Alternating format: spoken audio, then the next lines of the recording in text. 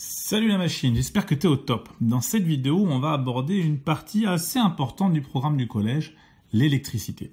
Alors on va parler de dipôles et de circuits électriques, c'est-à-dire qu'on va d'abord parler des dipôles, qu'est-ce que c'est, des symboles pour les représenter, du circuit électrique, comment on peut le définir, enfin on verra comment on peut faire le schéma d'un circuit électrique. Donc c'est parti.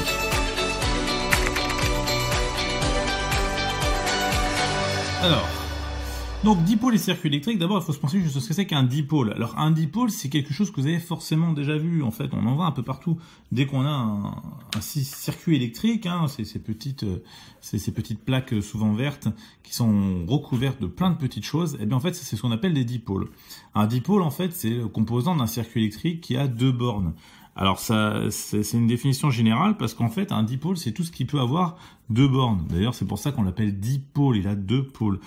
Deux bornes, donc ça peut être un fil, mais ça peut aussi être des choses un peu plus compliquées comme une diode, une lampe, un moteur, peu importe.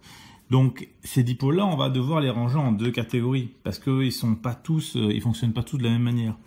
D'un côté, on a les générateurs et de l'autre, on a les récepteurs. Alors les générateurs, ce sont ceux qui produisent l'électricité, hein. Ils produisent l'électricité et la transmettent via des fils ou directement aux récepteurs qui eux donc vont consommer ou du moins au moins recevoir l'électricité. On verra l'importance que ça a d'avoir un générateur parce que sinon peut-être qu'on ne pourra pas avoir d'électricité. Si on n'a pas de générateur, on n'a pas d'électricité. Alors un dipôle bien sûr, s'il produit ou s'il reçoit l'électricité, ça veut dire qu'il laisse passer le courant électrique. Même il le produit, mais il le laisse passer aussi de toute façon. Et s'il le reçoit, c'est qu'il le laisse passer aussi.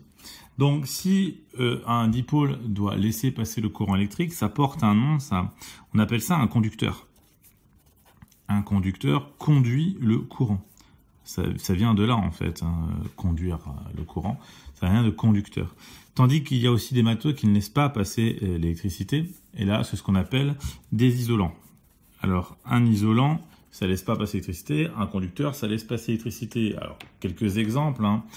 Exemple de conducteur, on a les métaux en général. Les métaux, mais on a aussi l'eau. Alors l'eau salée, hein, je précise, si vous êtes allé plus loin, voire en troisième, toutes les eaux ne laissent pas passer l'eau, etc. Tandis que les isolants, on en a beaucoup plus en fait, hein. On va trouver par exemple, tout ce qui est tissu, tout ce qui est plastique, tout ce qui est bois, beaucoup de choses qui sont en fait des matières dites organiques, hein, ou issues d'organismes. Alors, ces dipôles, il y en a plein. Comme je disais, il y en a vraiment pas mal, hein, quand même. Et au collège, on va pas tous les voir, heureusement, mais on va en voir quelques principaux qu'il faudra connaître, parce que leurs symboles sont universels. Et au lieu de les dessiner, ce qui serait vraiment hyper fatigant, eh bien on va utiliser des symboles. Alors les symboles, ça nous permet d'aller plus vite et surtout, ça nous permet d'être compris de tout le monde. Parce que moi je suis pas très bon en dessin et si je devais... Hop là, mince. Donc comme je disais, je suis pas très bon en dessin et si je devais dessiner tout ce que je fais, c'est pas dit qu'on me comprenne forcément. Tandis qu'avec des symboles, on est sûr que ce symbole-là, ça correspond à cette chose-là. C'est comme pour ça qu'on a créé l'alphabet. Ça, si vous vous souvenez, vous avez peut-être une vidéo qui parle de tout ce qui est code. Eh bien voilà, on est dans un code. Donc cette codification, donc on va commencer par les deux premiers, un générateur et la pile. Alors le générateur, ça produit l'électricité. En général, on le branche au secteur et en fait, il reçoit l'électricité du secteur et il la transforme en électricité moins intense et moins tendue. Hein. Donc on verra ça plus tard en quatrième. Ce générateur, donc du coup, son symbole, c'est vraiment pas très dur. C'est un G qu'on va mettre dans un cercle et puis on va bien mettre deux traits pour montrer que c'est un dipôle.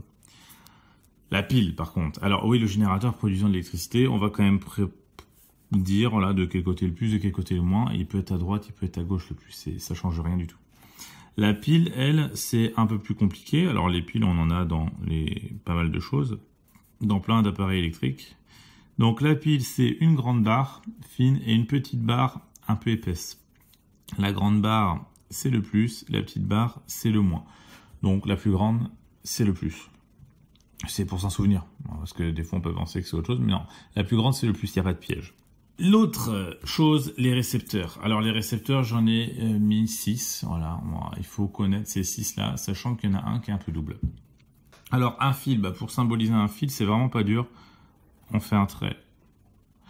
Voilà, il y avait plus dur, mais celui-là, vraiment pas dur. L'interrupteur, alors il y a deux possibilités. Un interrupteur, c'est quelque chose qui va soit laisser passer, soit ne pas laisser passer le courant. Alors de toute façon, notre interrupteur est toujours sur la même base, c'est-à-dire qu'il va avoir une sorte de trou. Mais ce trou, soit il est comblé, dans ce cas-là, l'interrupteur est fermé, ou alors il n'est pas comblé et l'interrupteur est ouvert. La lampe. Alors la lampe, on pourrait penser que c'est comme le générateur, ça serait vraiment bien. Le symbole a changé, hein. Il y a bien 30 ans, c'était un autre, mais c'était il y a 30 ans, donc vous n'avez pas forcément connu.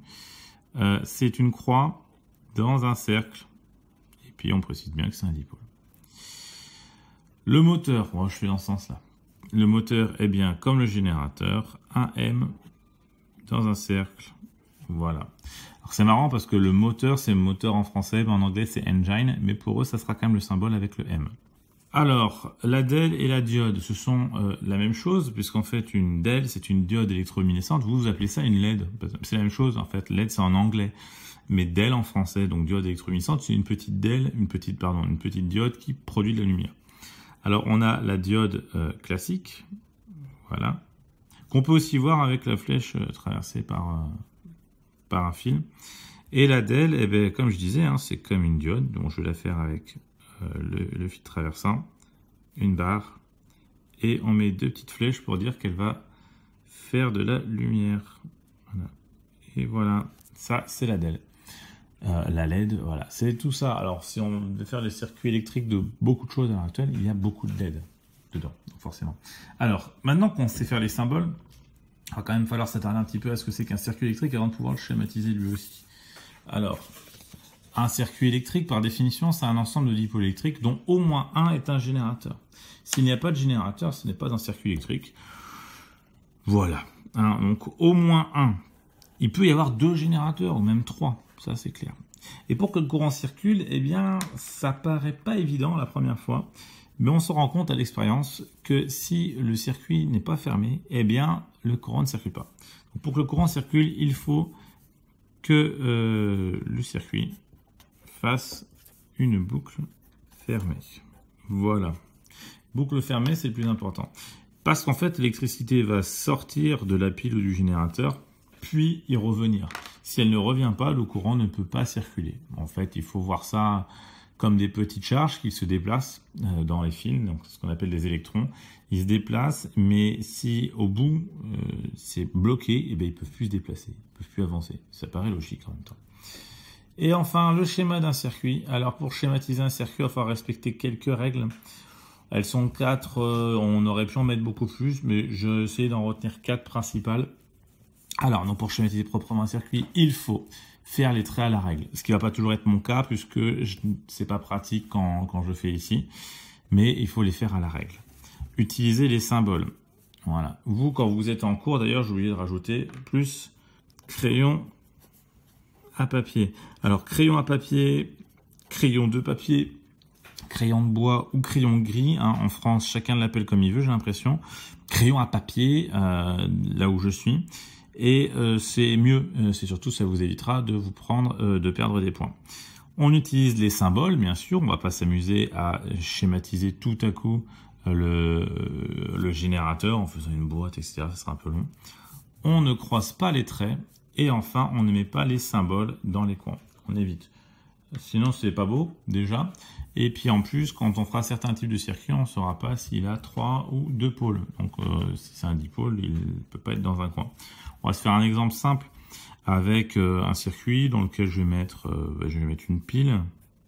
Voilà. Alors, l'idéal pour bien faire un circuit, c'est de commencer par la pile.